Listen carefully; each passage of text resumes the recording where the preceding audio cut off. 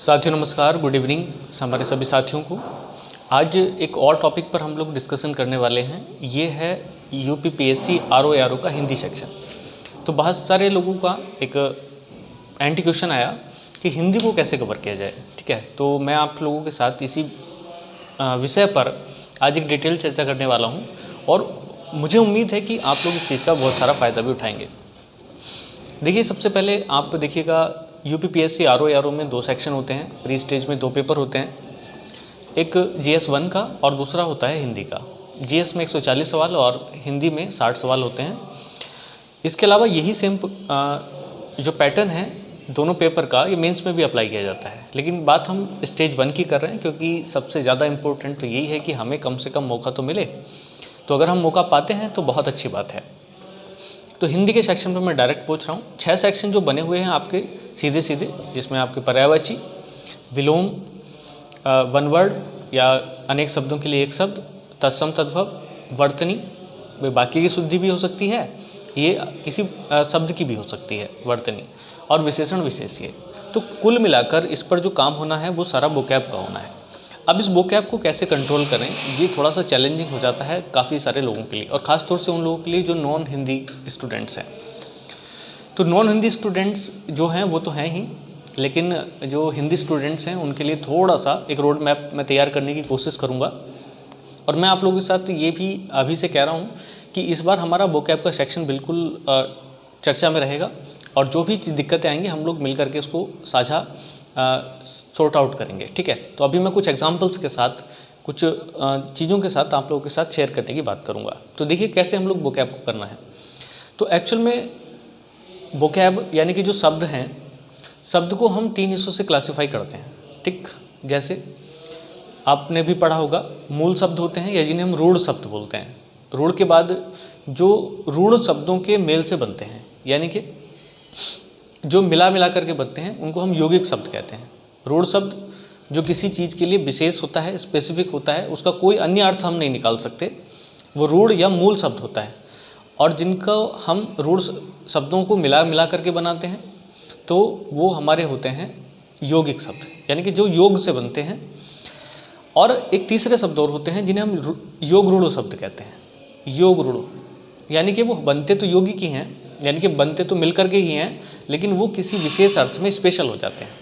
ठीक है, तो मैं यहाँ पर इस बात की चर्चा क्यों कर रहा हूँ, क्योंकि मुझे एक एग्जाम्पल देना है, आपको बताना है।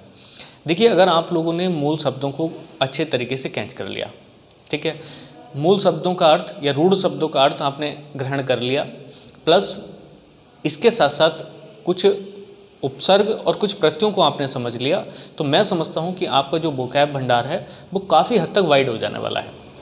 और अगर आप इस चीज़ को फॉलो करेंगे लगातार, तो आपको अगले 5-6 महीनों में इतना ज़्यादा सुधार देखने को मिलेगा कि आप आराम से जो 60 नंबर का सेक्शन है हिंदी का, उसमें 50 प्लस आराम से लेकर के आ सकते हैं, और जो कि बहुत बड़ा ऑप्शन है, क्योंकि अगर आप देखें तो 80% से ज़्यादा का पेपर यहीं पे कवर होता है आपका। ठीक, तो शुरू करते हैं कैसे आपको इसको कवर करना है। तो मैंने क्या बताया आपको, मूल शब्दों को याद करना है, उनके अर्थ, क्योंकि वो कुछ और अर्थ नहीं देते हैं।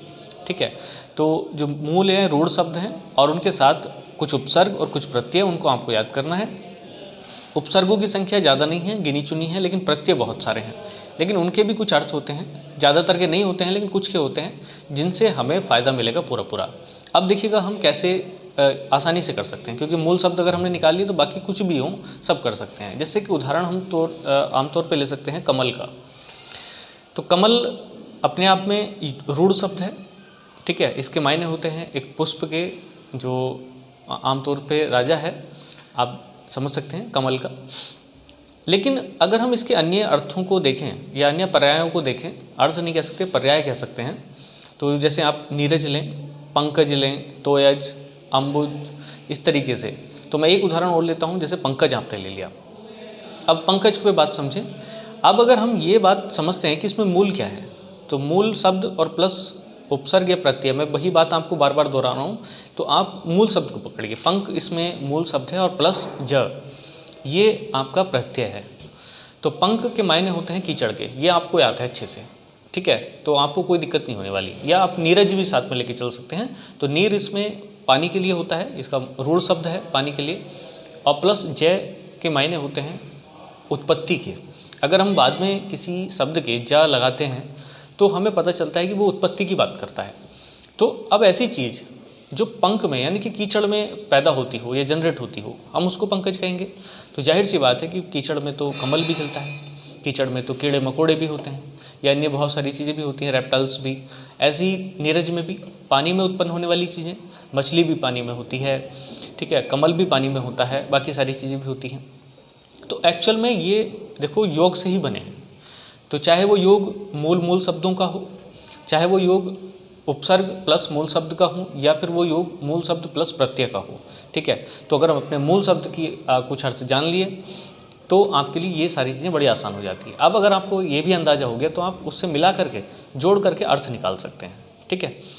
हालांकि जो पंकज शब्द है ये योग रूढ़ है, क्योंकि योग से तो बना है, लेकिन पंकज भी जब भी शब्द आता है तो हम लोग उसको कमल के ही मायने लेते हैं, जबकि पंकज से अगर अन्य चीज़ों का अर्थ निकलता तो उसमें हम कीड़े मकोड़े या दुनिया भर की चीज़ जो कीचड़ में उत्पत्ति होती है जिसकी, वो सब समाहित कर सकते थे, ठीक है। ऐसे ही और भी बहुत सारे शब्द हैं जिन पर हम चर्चा कर सकते हैं, लेकिन मैं तो सिर्फ आपको तरीका बता रहा हूँ कि किस तरीके से हमें सिर्फ क्या करना है, मूल शब्दों का अर्थ ग्रहण करना है या रूढ़ शब्दों का अर्थ ग्रहण करना है, प्लस उपसर्गों का अर्थ ज्ञात करना है, हिंदी की किसी भी बुक से मिल जाएगा, और प्रत्यय की कुछ चीज़ें जो आपके मिलती हैं वो। और किसी भी तरीके से कोई शब्द में डिस्कस करने में दिक्कत आती है तो आप उसको कॉपी पेन लेकर के नोट करते चलिएगा, ठीक है। तो कुछ समय बाद मैं फ्री होने के बाद मैं आप लोगों से इस वोकैब सेक्शन पे बिल्कुल डिस्कशन करूँगा, बहुत जल्दी स्टार्ट करूँगा। और जीएस सेक्शन के लिए भी बहुत जल्दी मैं एक नॉर्मली डिस्कशन आप लोगों के साथ तैयार करूँगा। तो आप लोग बस उसको देखते चलिएगा और आपका पेपर बड़े आसानी से स्टेज 1 तो क्लियर हो जाएगा। मेंस की मैं गारंटी नहीं लेता, क्योंकि मेंस मेरा अभी खुद का अपना ही नहीं हुआ है, तो इस चीज़ की मैं गारंटी नहीं ले सकता, ठीक है। बात समझे? तो पहला काम तो आप समझ गए प्रॉपर तरीके से क्या करना है। दूसरा काम, अब जैसे इसमें विलोम है, सेम मिलते जुलते शब्द हैं, कोई दिक्कत नहीं है। वन वर्ड सब्स्टिट्यूशन है, अनेक शब्दों के लिए एक शब्द। तो अनेक शब्दों के लिए एक शब्द लिखा है तो सीधी बात है कि छोटा अर्थ नहीं हो सकता, यानी कि इसमें रूढ़ शब्द का इस्तेमाल बहुत बहुत रेयर केस में होता है। यानी कि कई शब्दों का अर्थ देने वाला एक शब्द हमें मैच करना है, तो यहाँ पे जो भी शब्द बनेगा वो यौगिक बनेगा। आप इस चीज़ का ध्यान रखें। और यौगिक शब्द का अर्थ निकालना कोई बड़ी बात नहीं होता है, ठीक है। तो उन चीज़ों को आपको थोड़ा सा समझना है मेरे साथ साथ। तो मूल शब्द छाटिएगा, उसका अर्थ जानिएगा, आपका सारा काम ये हो जाएगा। तत्सम तद्भव, ठीक है। अब क्या करना है तत्सम तद्भव का भी। तो तद्भव तो कैसे भी हो सकता है। देखो तद्भव एक वन काइंड ऑफ बिगड़ा हुआ शब्द, ठीक है। तत्सम का, तत्सम तत् मतलब उसके जैसा, और सम मतलब समान, यानी कि संस्कृत भाषा में जिन शब्दों की उत्पत्ति हुई है उसके समतुल्य मिलते जुलते शब्द हम तत्सम बोले जाते हैं, कहते हैं। तो अगर हम तत्सम शब्दों को सीख लें तो उससे बिगड़ा हुआ रूप तो कितना भी हो सकता है, ठीक है। हमें उस चीज़ पे भी समझना है।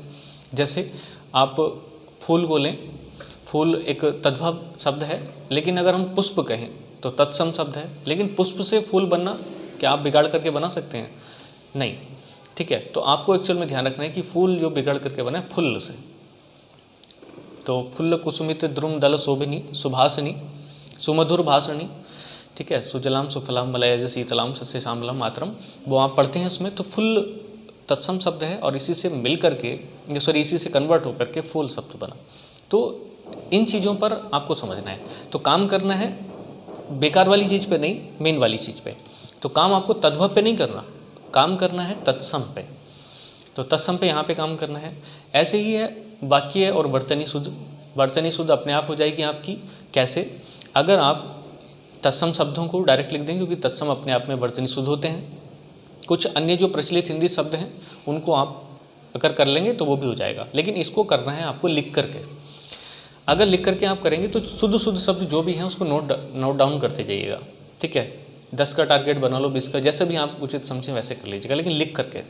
तो उससे आपकी क्या होगी, 10 अगर वो 10 बार आपके सामने आ रहा है तो 10 बार ही लिखिएगा। 2 बार सामने आ रहा है 2 बार ही लिखिएगा।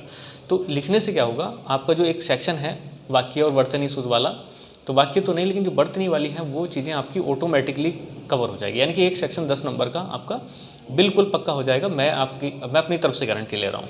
लेकिन अगर हम लिख करके करेंगे तो विलोम आप लिख करके करिएगा, पर्यायवाची लिख करके करिएगा, वन वर्ड सब्सटीट्यूशन लिख करके करिएगा, पूरी थ्योरी नहीं लिखनी, बस जो मेन शब्द है उसको नोट डाउन कर लीजिएगा बस। तत्सम तद्भव में तद्भव नोट डाउन नहीं करना, केवल तत्सम राइट डाउन करना है आपको। ऐसी वर्तनी शुद्ध में भी जो भी शुद्ध शब्द हैं केवल उसको लिखना है, अशुद्ध को नहीं, ठीक है। तो मैं जैसे भी बता रहा हूँ वैसी वैसी प्रोसेस को आप फॉलो करिएगा। और बाद में बचता है विशेषण विशेष्य। तो विशेषण विशेष्य कोई ऐसा विशेष वो नहीं है, इसमें भी मूल शब्द का आप अगर रोल करेंगे तो कुछ चीज़ों के साथ इसको भी कवर किया जा सकता है, ठीक है। तो मैं समझता हूँ कि जितना भी चीज़ें मुझे बतानी थी हिंदी सब्जेक्ट को लेकर के, ये सारी चीज़ें अभी के लिए इनफ है। फ्यूचर में हम जैसे भी आगे आगे बढ़ते जाएंगे वैसे वैसे हम इस चीज़ पर अपनी पकड़ को और तरीके से बढ़ते जाएंगे। और हाँ, एक चीज़ और, किसी ने एक सवाल और पूछा था कि सर कि प्रीवियस ईयर का जो कट ऑफ है अगर हम पीसीएस की कंपैरिजन में 2021 के सापेक्ष देखें तो इस बार आरओ का कैसा कट ऑफ जा सकता है। तो मैं आप लोगों से बता दूं दोनों बिल्कुल डिफरेंट है, उसका इससे कोई लेना देना नहीं है। यहाँ पे ज़्यादा बेनिफिट होता है हिंदी वालों को, तो हम पीसीएस से तुलना नहीं कर सकते, ठीक है। तो इसका बड़ा आसान होता है उसके मुकाबले। अगर आपकी हिंदी सही है तो पीसीएस पास करना थोड़ा सा कठिन होता है, इसके मुकाबले ये आसान है। अगर आप लोग बिल्कुल लगातार मेरे साथ जुड़े रहे तो मैं उम्मीद करता हूँ कि आप लोग बिल्कुल कर लेंगे, और अपनी तैयारी तो आपकी है ही साथ में, ठीक है। तो हम डिस्कशन शुरू करेंगे बहुत जल्दी। अभी फ़िलहाल मैं कुछ कारण से रुका हुआ हूँ तो उसको हम जल्दी से स्टार्ट करेंगे, ठीक है। और अभी आप फिलहाल क्या करिएगा, बस अभी तो आप चैनल के साथ जुड़ जाइएगा। जैसा भी होगा अगला डिस्कशन के लिए मैं जो ग्रुप बनाऊंगा तो वो ग्रुप हमारा टेलीग्राम पे ही होगा। एक नया ग्रुप आरओ के लिए बनेगा जिसमें सिर्फ और सिर्फ हम लोग डिस्कस करेंगे शब्दों को लेकर के, ठीक है, और कुछ जीएस के सवालों को लेकर के।